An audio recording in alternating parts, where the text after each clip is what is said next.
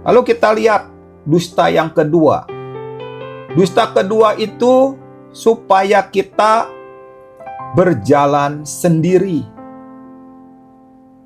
Dusta yang pertama supaya kita lepas dari Tuhan, hidup untuk kita sendiri, tidak membutuhkan Tuhan, independen. Dusta yang kedua supaya kita berjalan sendiri. Hal itu berarti manusia menjadi makhluk yang hidup dengan sekehendak hatinya. Kita melihat zaman akhir ini ada banyak orang yang lebih mencintai dirinya, tidak hidup atas kehendak Tuhan. Mereka hidup sembarangan, mereka hidup dalam dusta, mereka hidup dalam kebodohan, mereka hidup dalam kebohongan. Mereka hidup dengan mengambil istri orang, mereka hidup dengan dosa percabulan, mereka hidup dengan dosa perzinahan. Ada banyak dosa yang dilakukan. Bahkan di dalam rumah Tuhan sendiri juga tidak heran ada banyak hamba-hamba Tuhan, umat Tuhan yang jatuh dalam berbagai dosa. Mereka tidak melindungi dirinya dengan firman. Mereka mengatakan tidak ada yang tahu, nggak ada yang lihat, nggak apa-apa. Yang tidak apa-apa menjadi apa-apa, yang tidak diketahui oleh orang lain itu akan Tuhan nyatakan. Dan sampai akhirnya ada begitu banyak yang terbongkar dan memalukan. Dan malunya seumur hidupnya.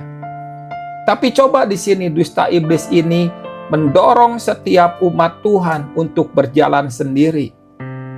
Mencari teman hidup, yang penting dia suka, dia lihat apa yang dilihatnya.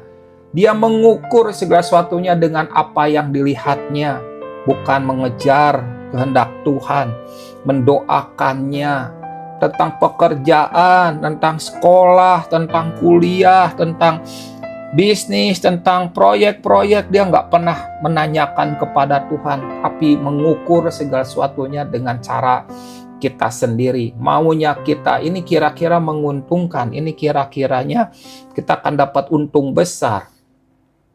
Tetapi apakah itu yang Tuhan mau?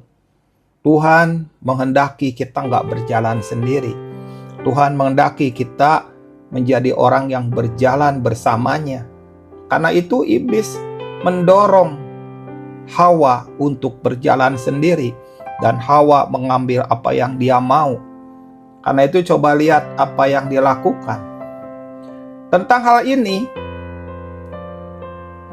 iblis menyalakan api kecurigaan Hawa tentang Tuhan.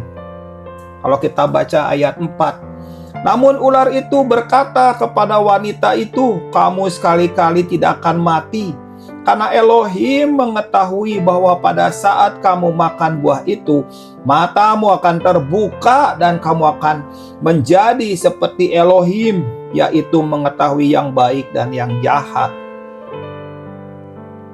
Iblis menyalakan api kecurigaan Hawa kepada Tuhan. Kenapa Tuhan melarang makan buah itu? Jangan-jangan di balik makan buah itu, kita akan menjadi seperti Tuhan. Kita akan melihat dengan terang benderang segala sesuatunya. Kita akan mengerti bagaimana peristiwa-peristiwa. Kita akan tahu hal yang baik dan hal yang jahat. Itulah yang dilakukan oleh iblis kepada Hawa. Iblis ingin supaya Hawa curiga. Jangan-jangan Tuhan sedang berbuat sesuatu kepadanya. Ada banyak umat Tuhan juga sering curiga kepada Tuhan. Ketika Tuhan sedang mendidiknya, dia curiga kepada Tuhan. Tuhan ingin ngambil sesuatu ya dalam hidupku. Ketika kita sedang diprosesnya, kita curiga kepada Tuhan. Tuhan pengen anaknya itu nggak senang, pengen anaknya terus-terus menangis, pengen anaknya itu menderita. Nggak begitu. Tapi itulah dusta iblis. Makanya ada banyak umat Tuhan yang curiga kepada Tuhan.